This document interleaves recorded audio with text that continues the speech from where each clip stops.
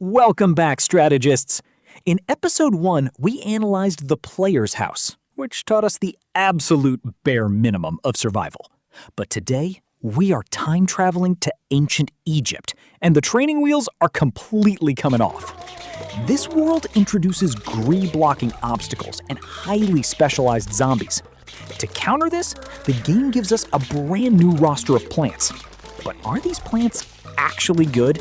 Or do they get completely outclassed by later unlockables? Today, we are doing the ultimate deep dive. We are breaking down base stats, specific counters, ultimate combos, and most importantly, we are comparing these early game legends against their late game counterparts to see who truly deserves a spot on your lawn. Let's get into it.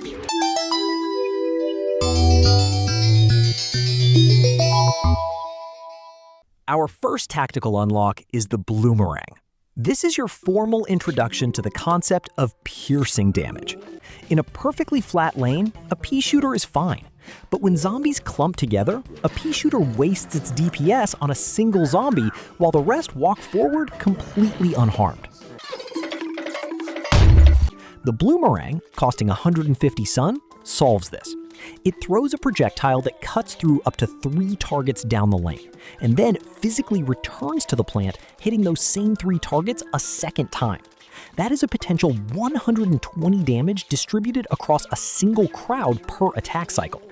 Its biggest strength is incredible action economy against swarms, allowing you to hold a lane with 1 plant instead of 3. The weakness, however, is that the single target DPS is painfully low. Against a lone, high-health tank like a Buckethead, Bloomerang hits like a wet noodle.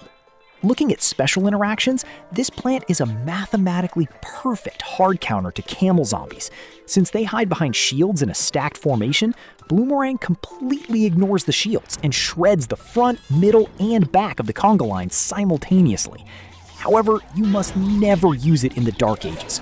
The Jester zombie will physically catch the Boomerang and reflect it back, instantly wiping out your entire defense. How does Bloomerang hold up against other piercing plants?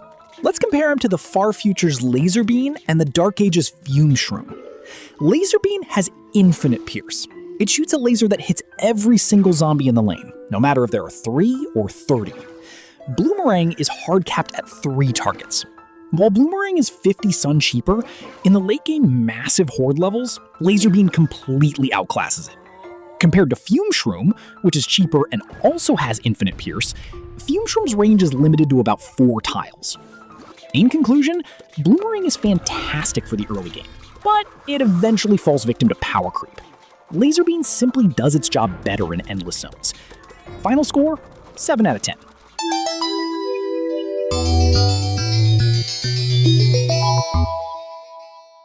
Next up, we have a plant that fundamentally breaks the game's mathematical economy: Iceberg Lettuce.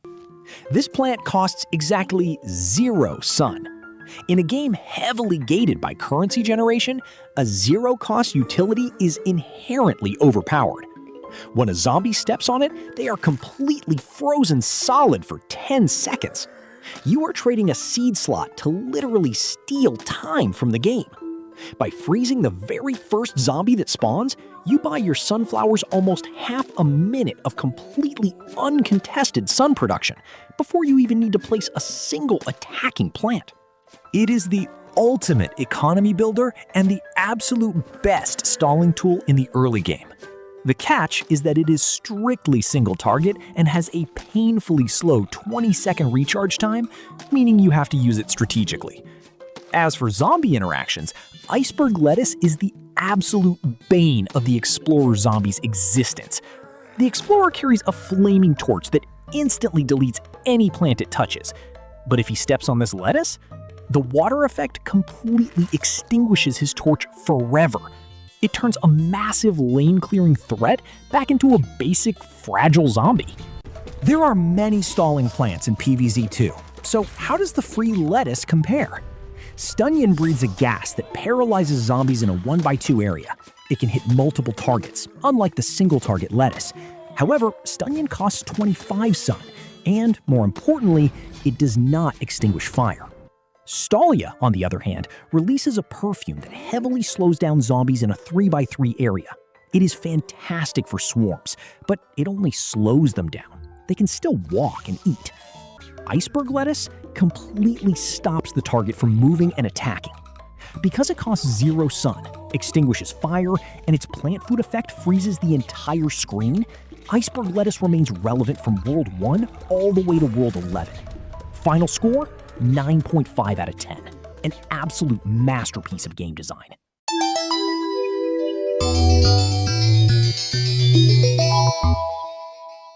Moving on to the grid cleaner, the Grave Buster. Ancient Egypt introduces grid obstruction, where tombstones physically block your straight-firing plants.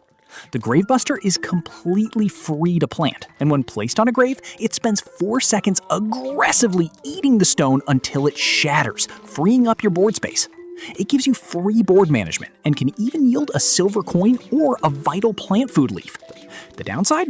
It is 100% reliant on the environment. If there are no graves, it is a dead slot in your inventory. But it is your direct counter to the Tomb Raiser zombie, who actively creates new graves on your lawn to crush your plants. You could destroy graves just by shooting them, but a basic grave absorbs 700 damage. A pea shooter takes 35 seconds of continuous firing to destroy one grave. Gravebuster does it in 4 seconds for free. Compared to a premium plant like Boing Zeta, which instantly destroys every single grave on the board the moment it is planted, Boing Zeta is vastly superior. But for free-to-play players, Gravebuster is your only reliable janitor.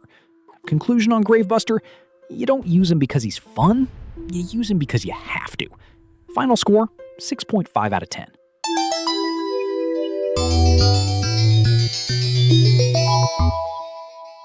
Now we enter the arena of high risk, high reward.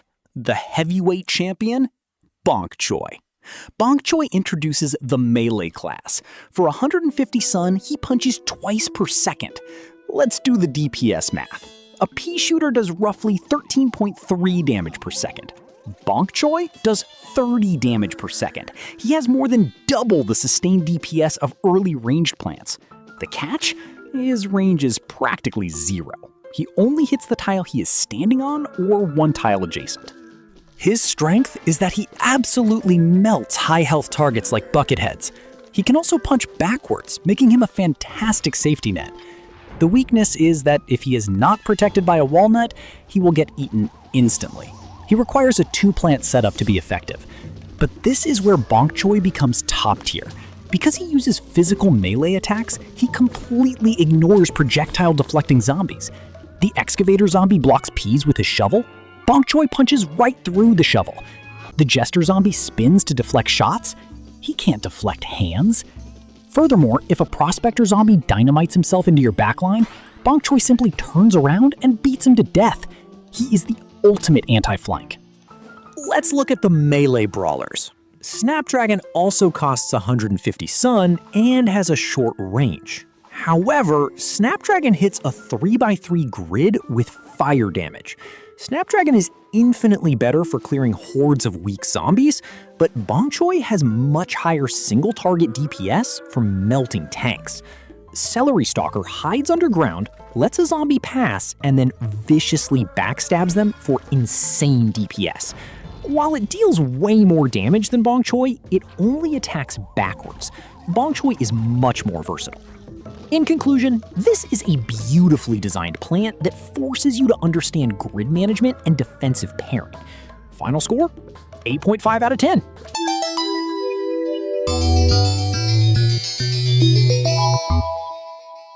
Finally, Ancient Egypt rewards you with the heavy artillery, Repeater and Twin Sunflower. Let's talk about why these exist. Repeater fires 2 peas at once. Why pay 200 sun for a repeater when 2 100 sun pea shooters do the exact same damage? The answer is space efficiency. You only have 9 squares in a lane. Repeater compresses the DPS of 2 plants into a single tile, allowing you to build denser, more powerful defenses. As for the Twin Sunflower, she generates 100 sun every 24 seconds. Ultimately, Repeater gets a 7 out of 10 for being a classic space saver that eventually gets outclassed, while Twin Sunflower earns a solid 8 out of 10 for its massive mid-game economy snowball potential. The Player's House taught us the rules. Ancient Egypt taught us how to break them. We learned that piercing damage is required for crowds. We learned that stalling is how you manipulate the economy. We learned that melee combat requires defensive synergy, and we learned about space efficiency. While some of these plants get outclassed by future unlocks, their mechanical design is absolutely flawless. But I want to hear from the experts watching this. In the great debate of Bonk Choy versus Snapdragon, whose side are you on? Do you prefer single target melting or AoE splash damage? Let me know down in the comments. If you appreciate this level of deep mechanical analysis, do me a huge favor and smash that like button and subscribe so you don't miss episode 3. Next time, we are boarding a galleon and heading into the pirate seas, a world where the grid literally falls apart. Until then, manage your sun, protect your brains, and I'll see you in the next one. Peace.